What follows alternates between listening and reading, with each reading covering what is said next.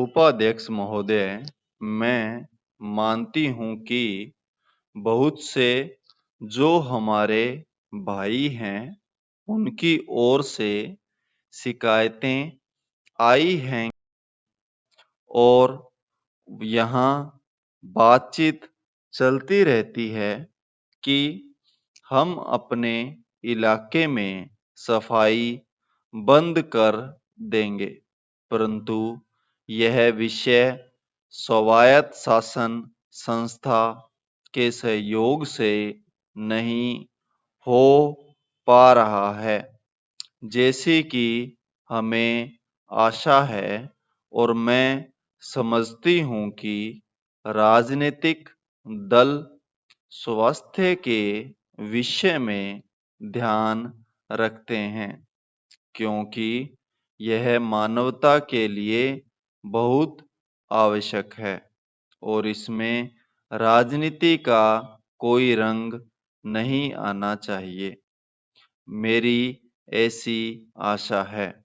मैं अनुरोध करूंगी कि सदस्यों की जो समस्याएं हैं, उनको ध्यान में रखते हुए दिल्ली प्रशासन कोई ऐसी नीति अपनाने की कोशिश करे जिससे नगर निगम का यदि कोई काम हो तो उस विषय में हमारा नगर निगम से एक सहयोगपूर्ण वातावरण पैदा हो, मगर इस वातावरण में राजनीति न आने पाए।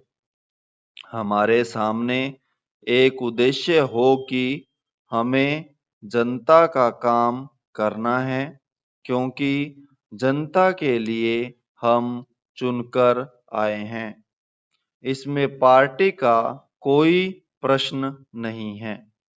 दूसरी बात मैं यह कहना चाहता हूँ कि अनाथ बच्चों के लिए जो इस बजट में प्रावधान किया गया है, उनके लिए केंद्र बनाए जाएंगे, तो मैं समझती हूँ कि इन केंद्रों के साथ-साथ बेसहारा महिलाओं के लिए, जो कि समाज से तिरस्कृत हैं, ऐसी महिलाओं के लिए जगह-जगह इस प्रकार के केंद्र खुलने चाहिए, जहां उन्हें रोजगार सिखाया जाए और साथ ही साथ आर्थिक रूप से स्वतंत्र बनाने की तरफ भी प्रयत्न किया जाए। इस विषय में मेरा एक सुझाव है कि जो बच्चे अनाथ हैं, जो बेसहारा महिलाएं हैं, उनकी तरफ हमारी पूरी कोशिश होनी चाहिए कि जो अनाथ बच्चे हैं, जो समाज से तिरस्कृत हैं, जिनको अवहेलना की दृष्टि से देखा जाता है, उनके लिए केंद्र बनाए जाएं और उन केंद्रों में वह अधिकारी रखे जाएं जिनके संरक्षण में वह कार्य सीखें, पढ़ें, लिखें।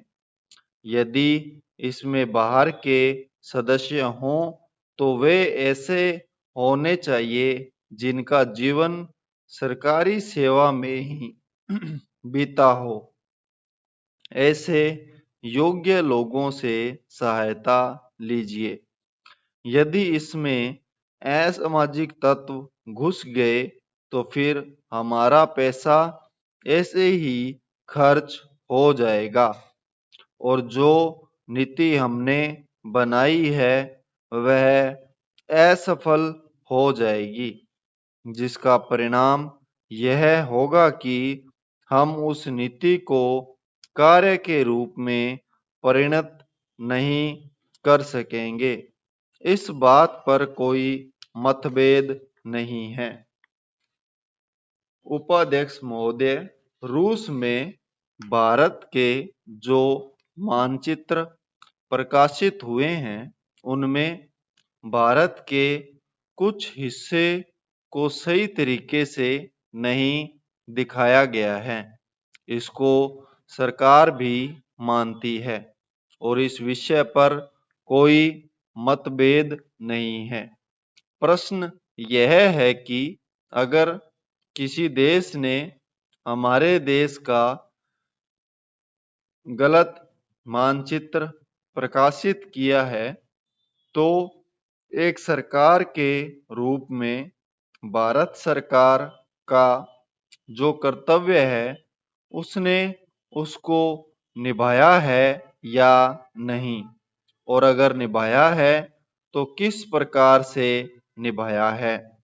जब भारत सरकार का ध्यान इसमें प्रकाशित उस मानचित्र की ओर दिलाया गया जिसमें हमारे देश के कुछ भाग को गलत ढंग से दिखाया गया था, तो उसने 1956 में ही, जबकि न तो भारत और चीन की सीमा का प्रश्न पैदा हुआ था, इस बारे में रूस ने विरोध किया।